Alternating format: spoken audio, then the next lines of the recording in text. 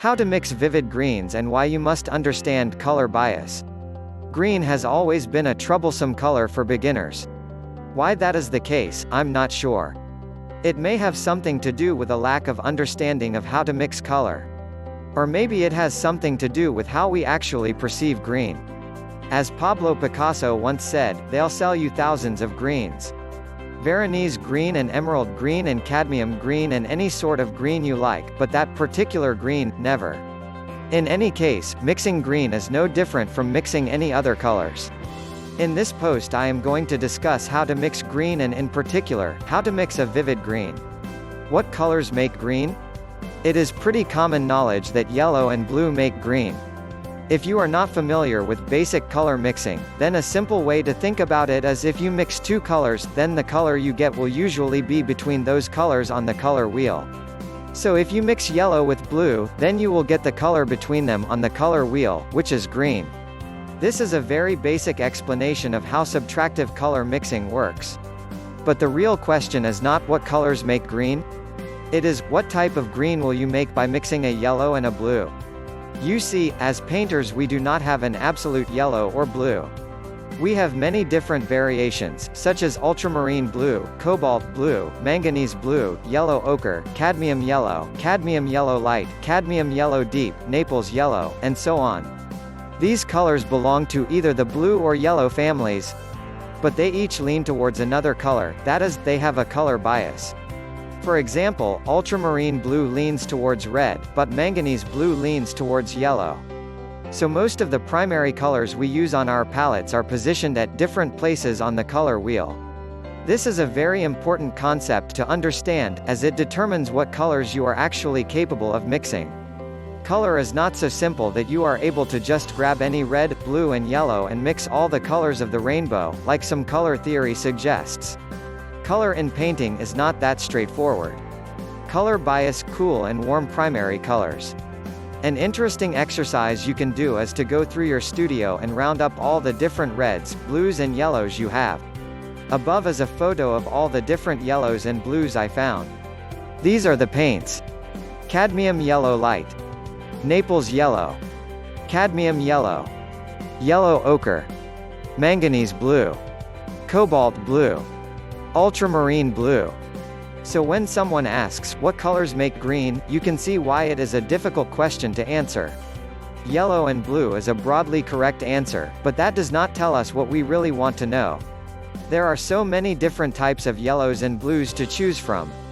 Each of these colors are positions at different locations on the color wheel. You could say that each of these paints are either warm or cool versions of yellow or blue. But remember, it is much more effective to think about color temperature as a relative term rather than an absolute term. So I do not like to refer to a certain yellow as being either warm or cold. I prefer to think of a yellow as being either warm or cool relative to the other yellows. When you have a few different yellows and blues, what you can do is rank them in terms of relative color temperature. In theory, the cooler yellows will have more blue and lean towards green. The warmer yellows will have more red and lean towards orange. The cooler blues will have more yellow and lean towards green. The warmer blues have more red and lean towards violet.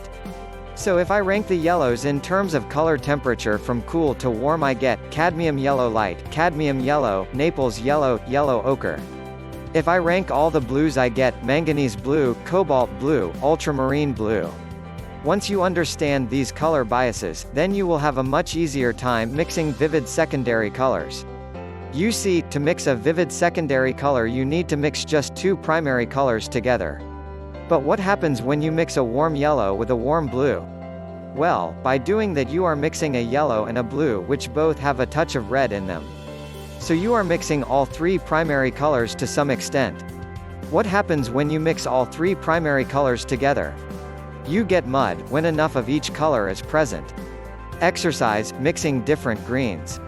After rounding up all the different yellows and blues, I decided to do a bit of a mixing exercise to see the different greens I am able to make.